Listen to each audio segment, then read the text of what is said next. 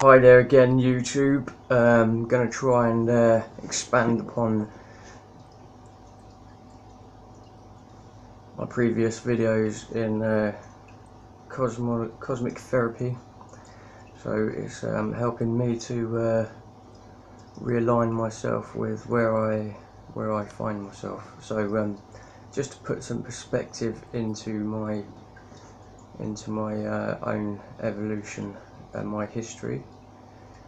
And so previous video we basically spoke about the Greek creation myth, where Eurynome escapes from chaos and is followed by order, which feeds upon her actions and tries to trap her within certain principles and laws. So another word you could be using instead of Eurynome would be entropy. So if entropy escapes from chaos and is followed by maths. So that is essentially the story. And so entropy goes through various dimensions of itself, from energy, time, space, through to matter, to matter, and then from the material into various different elements, and the sort of decay of those elements become food for the next expansion of her being, or of entropy. So from the decay of materials, so oxidation processes, the energy that's released through those becomes the food, or the means by which entropy escapes into what we call a living world, perhaps. And then so that has different sort of integers, where we go from archaea, bacteria, through to plants, and then up towards animals. And then from the animals we have the sentient energies, the sentient virtues, which are in turn food for dimensions above where I am physically now. So that being said,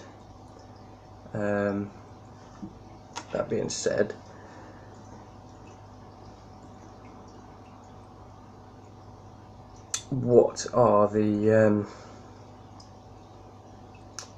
what's the next phase of that evolution? And in terms of feedback cycles, this whole process has happened infinitely across cosmos, and this is one place where it's happened.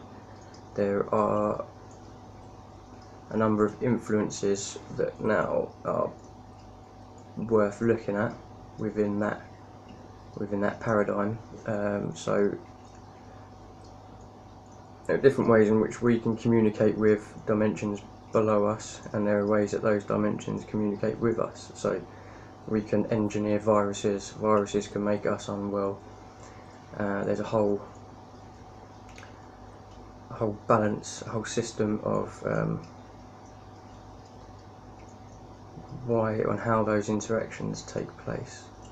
And so looking at it on the most basic principle there, when you look at the Industrial Revolution, and you see how there is a number of preventable diseases or illnesses that came about during that time, when humans were being used to operate unsustainable policies on the planet.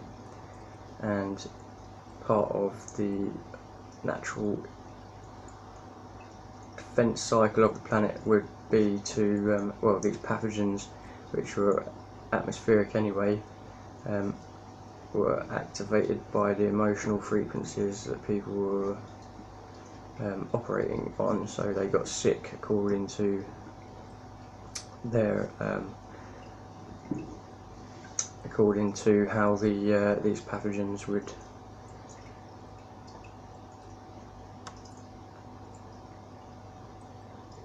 be contracted.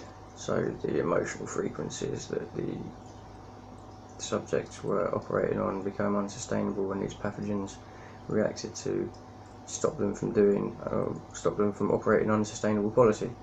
So you have to look where the unsustainable policy comes from, and one of the key factors in the Industrial Revolution was the British Empire, or England and Europe. So there's a lot going on there as to how the policies were made and what was the purpose of these policies to be delivered. And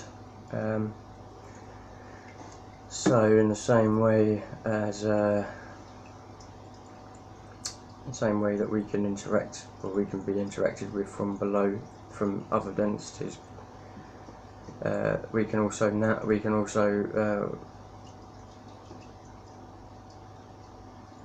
change what functions the life forms in lower densities perform, in order, so either through genetic engineering, we can change the function of a bacteria or virus to suit a different purpose than what it was naturally, how it naturally evolved. And so really there is essentially a cosmic feedback where sort of the order, the principle of order is feeding back down through the entropy. So maths is catching up with entropy, and this is one place where it's happening. There's a whole spectrum of life forms that are involved in this, and essentially realizing what is going on is basically the key to the next part of the human evolution, or the evolution in this cosmos. So it's worth looking at when this feedback cycle began, or how it began on this planet, on this spaceship that we live on, and some of the symptoms that have been created by this cosmic feedback. So how maths is essentially trying to catch up with entropy, and essentially once the maths has caught up with the entropy, the theory is that then there's no relative poetry to continue creating, and so to all intents and purposes that is the end of the cosmos. It's the end of time. It's the end of, so once everything's been mathematicized, it no longer exists anymore, you see. So that's essentially where the cosmic therapy goes. So we're looking at continuing the poetry, finding new ways of making the poetry, and finding new ways of interacting with dimensions above this one, so creating sentient frequencies that provide food for higher dimensional beings. And so that is essentially looking at what are the current trends and what trends we could work towards as a group of people, or even individually, and how those changes could be made best. And so thanks for watching this video. Vivian Moon, Vila Loon, Cosmic Therapy, and hope to see you in the next video.